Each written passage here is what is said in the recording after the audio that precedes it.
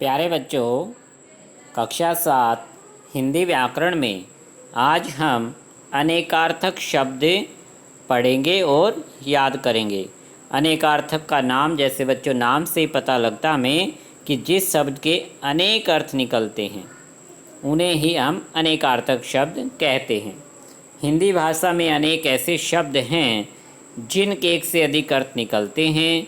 इन शब्दों का प्रयोग प्रसंग के अनुसार किया जाता है। प्रसंग का मतलब जो जैसी बातचीत चल रही है उसी के अनुसार हम उस शब्द का अर्थ लगा लेते हैं।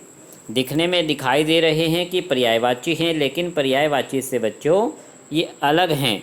यहाँ पर ये पर्यायवाची शब्द गलत छप गया है बुक में। इसको ठीक करके अलग अलग अर्थ हेडिंग डाल लेंगे कि पहले कॉलम में शब्द दिए गए हैं और दूसरे कॉलम में उनके अलग अलग अर्थ हैं, तो अलग अलग अर्थ यहाँ पर भी लिख लेंगे कि ये पर्यायवाची शब्द नहीं हैं। क्योंकि बच्चों पर्यायवाची क्या थे? जिनके समान अर्थ होते हैं उन्हें कहा जाता है पर्यायवाची। ये हैं अनेकार्थक, यानी अलग अलग अर्थ निकलते हैं। जैसे अनंत, अनंत को ईश्वर भी कहा जाता है, अनंत को आकाश भी कहा जाता है, क्योंकि आकाश भी अनंत है, उसकी भी कोई सीमा नहीं है। अंबर, अंबर बच्चों वस्त्र को भी कहा जाता है और आकाश को भी अंबर कहा जाता है। इसलिए जैसी बातचीत चल रही है उसी के अनुसार अंबर का अर्थ लगा लिया जाता है। कहा जाए कि श्री कृष्ण के अंबर पीले थे तो वहाँ अंबर का अर्थ वस्त्र हो गया।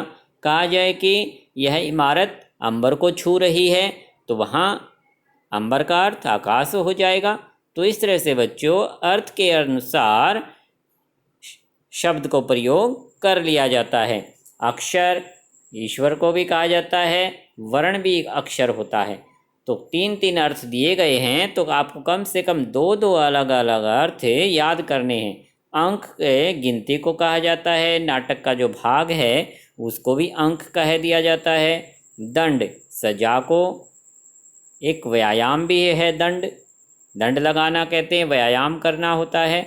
नव, नव नया को कहा जाता है, नौ संख्या में जो नौ है उसे भी नव कहा जाता है। सवर आवाज़ है उसको सवर कहा गया, या वर्णमाला के जो अक्षर हैं जैसे ए आ, इसे भी सवर कहा जाता है। व्यंजन, व्यंजन क्या होते हैं? जो पकवान बनाते हैं घर में व्यंजन हैं, या फिर वर्णमाला के अक्षर व्यंजन हैं। तो इस तरह से बच्चों आपको हर शब्द के दो दो अर्थ जरूर याद करने हैं और घर पर अपने भाई बहन या मम्मी पापा को जरूर सुनाने हैं। इस तरह से आप इस टेबल को याद कर लेंगे। यह टेबल अगले पेज पर भी है कि कनक, कनक बच्चों सोना, जो सोना धातु है उसे भी कनक कहा जाता है। धतूरा एक भांग का पेड़ होता है, उसके पत्ते जो हैं उनको भी धतूरा कहा जाता है। वार, वार का मतलब दिन, और हमला करना, वार करना किसी पर, हमला करना। तो इससे बच्चों हमारे शब्द भंडार में वृद्धि होगी। आप इस तरह से सोना, सोना सवर्ण या सोने की जो क्रिया है वह भी सोना है।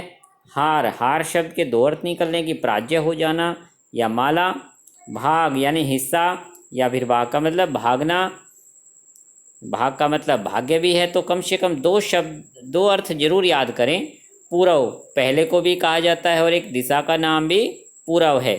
सारंग, सांप को कहा जाता है, बादल को, मोर को, मेंढक को सारंग कहा जाता है। तो कोई दो अर्थ है याद करने आपको, वर्ण अक्षर को या फिर रंग जाति भेद। श्री लक्ष्मी को कहा जाता है, धन को कहा जाता है। वर वरदान को, दूल्हे को कहा जाता है, सबसे श्रेष्ठ है उसको भी वर कहा जाता है। विधि तरीका या उपाय। तो इस तरह से बच्चों यहाँ तक आपको आज अवश्य ही याद कर लेने हैं। अगली बार हम पढ़ेंगे अनेक शब्दों के लिए एक शब्द। अच्छा बच्चों, धन्यवाद।